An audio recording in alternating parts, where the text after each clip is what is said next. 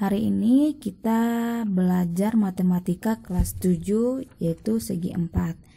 Tujuan pembelajaran kita hari ini yaitu siswa dapat menjelaskan pengertian segi 4 menurut sifat-sifatnya.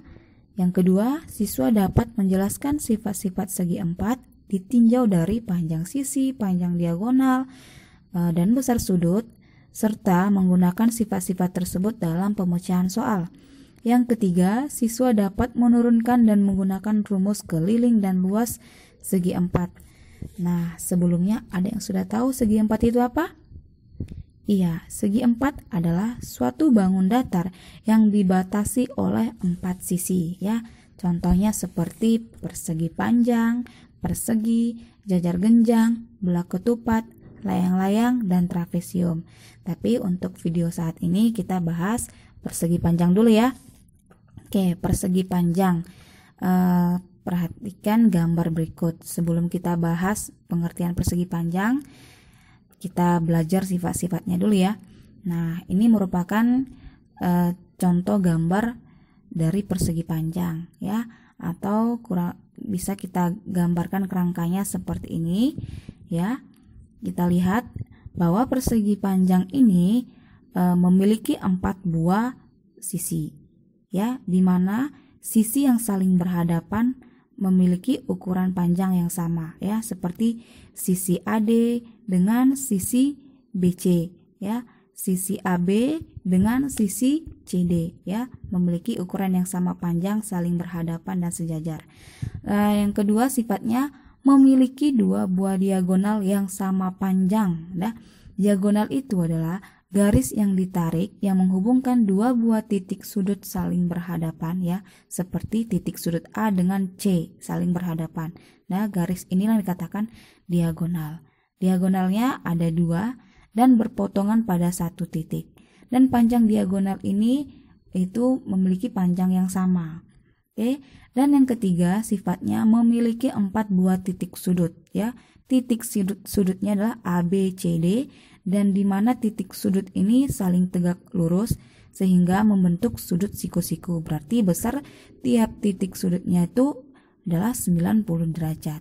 Oke, paham? Berarti bisa dong kita simpulkan bahwa persegi panjang adalah segi 4 yang memiliki 2 buah pasang sisi yang saling berhadapan, berukuran sama panjang dan sejajar, memiliki 2 buah diagonal yang sama panjang, dan 4 buah titik sudut siku-siku. Oke, untuk sejauh ini bisa dipahami. Kita langsung ke contoh. Perhatikan gambar berikut. Pada gambar di samping, ABCD adalah persegi panjang, di mana panjang AB 2x cm, BC 17 cm, DC 24 cm, dan AD Y tambah 8 cm. Tentukanlah nilai X dan nilai Y-nya. Nah, kita lihat ya, sebenarnya keempat sisi sudah dikasih tahu panjangnya, hanya saja ada 2 buah variabel yang belum diketahui nilainya sehingga menghambat kita nggak tahu berapa panjang sisi tersebut yang sebenarnya ya. Oke, kita cari dulu ya nilai X-nya. Nilai X ada di sisi AB ya. Nah, kita kembali ke sifat-sifat persegi panjang tadi, bahwa 2 sisi yang saling berhadapan pada persegi panjang itu memiliki ukuran yang sama panjang ya. Berarti sisi AB sama panjang dengan sisi DC ya. Berarti AB sama dengan DC, berarti bisa kita tulis nilainya 2X sama dengan panjang DC tadi 24 cm, maka sama dengan 24. Dapat nilai X-nya 24 per 2 sama dengan 12. Oke, berarti nilai X-nya adalah 12. Lalu untuk nilai Y-nya ada pada sisi AD. Nah, sisi AD ini sama panjangnya dengan sisi BC, maka sisi AD sama dengan BC. AD panjangnya Y tambah 8 sama dengan BC 17, maka dapatlah nilai Y sama dengan 17 dikurang 8 sama dengan 9.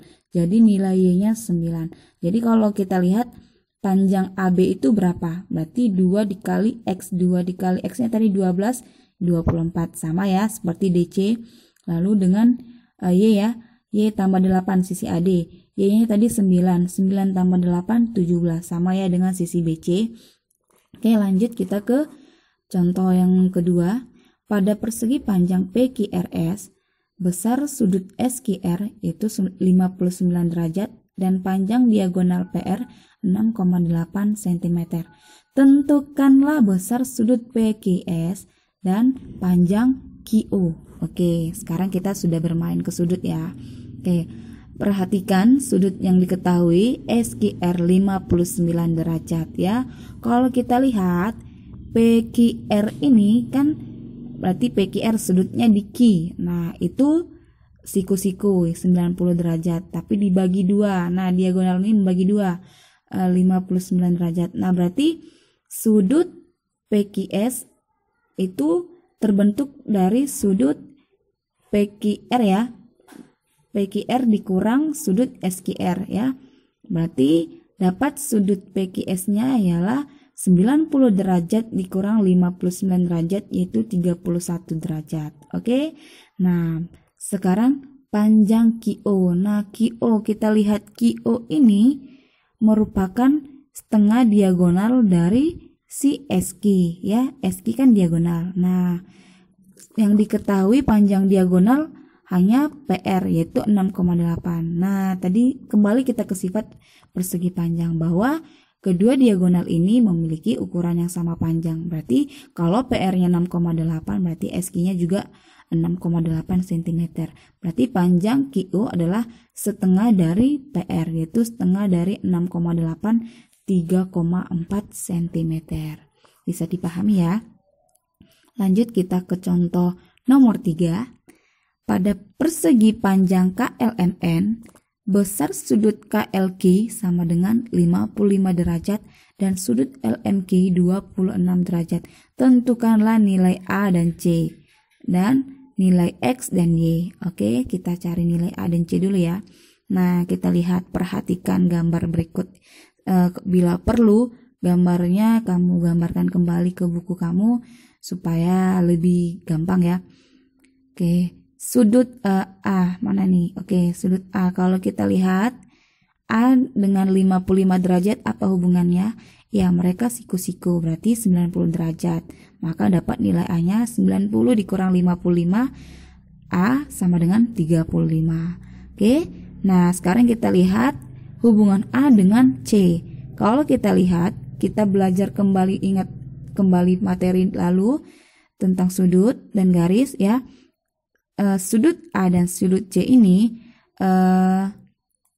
hubungannya itu sudut dalam sepihak ya. Kalau sudut dalam sepihak itu memiliki besar sudut 180 derajat ya. Maka A-nya tadi sudah dikasih tahu yaitu 35 tambah C sama dengan 180.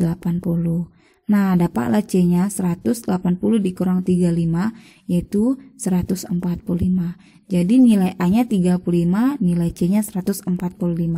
Oke, sekarang kita mencari nilai X dan Y. Nah, nilai X ada di 2X derajat. Nah, kalau kita lihat hubungan dari 2X derajat dengan 26 derajat ini adalah kalau kita gabung akan menghasilkan sebuah sudut siku-siku yaitu 90 derajat.